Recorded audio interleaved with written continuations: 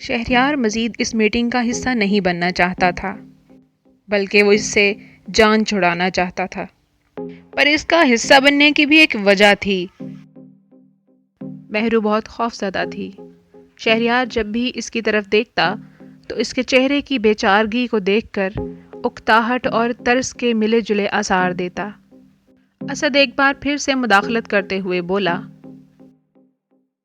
آپا ویسے شہریار کے تیور شروع ہی سے ٹھیک نہیں تھے۔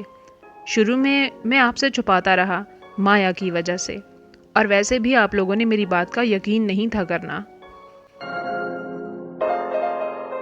پر اس کی نیت پر مجھے شروع سے شک تھا، مطلب پہلے ہی اچھا تھا، پر مہرو سے ملنے کے بعد ہی اس کی مہرو پر نظر تھی۔ میں نے آپ کو کئی بار بتایا بھی تو تھا۔ مایا اپنی جگہ سے سسکیاں لیتی ہوئی اٹھی اور شہریار کے قریب آ کر بولی، شہریار کیا تمہیں واقعی میں کوئی غلط فہمی تھی؟ دیکھو یہ سب بھول جاؤں گی میں، ہم پھر سے ایک نیا آغاز کریں گے، چھوڑو تم یہ سب۔ شہریار اکتا کر بولا، حد ہے یار، تم عام لوگ تو سر درد ہوتے ہو۔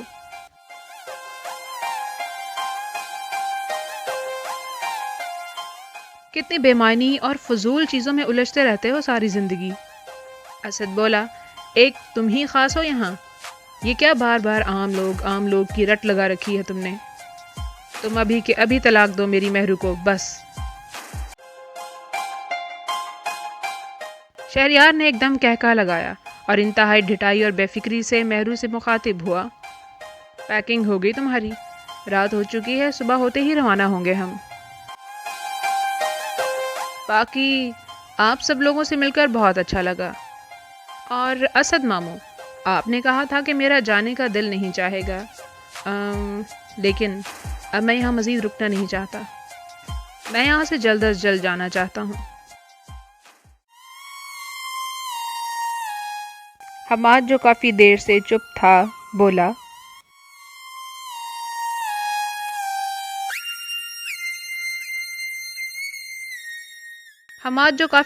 خاموش تھا بولا، بھائی میں یہ نہیں جانتا کہ آپ اصل میں یہاں کیوں آئے تھے،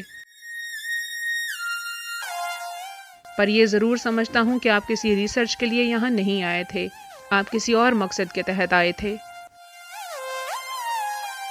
شہریار آگے بڑھ کر اس کے کندھے پر تھپکی دیتے ہوئے بولا، very well done, let me tell you, you are intelligent but you are not even close yet and you never will be.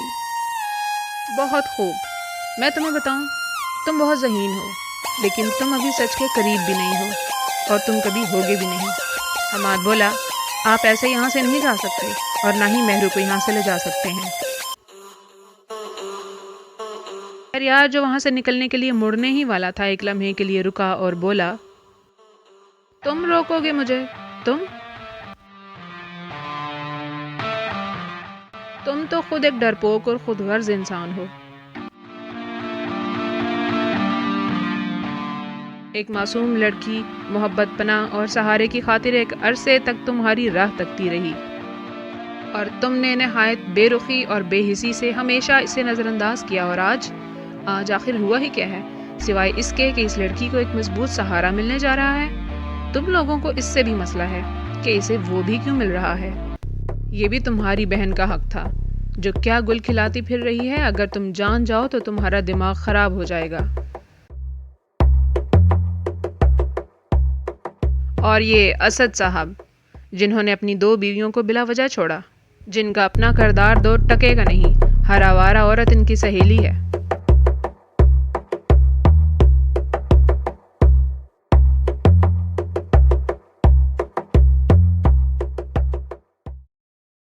آپ لوگ ایک معصوم سی بھولی بھالی بے سہارا لڑکی کو اس کے حوالے کرنا چاہتے ہیں۔ اور یہ منظور صاحب، جنہوں نے جان بوجھ کر لاپرواہی کی اور اپنی مصیبتوں کی ماری بے بس بہن کو موت کے ہاتھوں میں دے دیا۔ اور زہرا آنٹی، آپ کے تو کیا ہی کہنے، آپ میرے نہیں میری شہریت کے پیچھے ہیں۔ آپ تو خود ایک سنگ دل اور بے حس انسان ہیں۔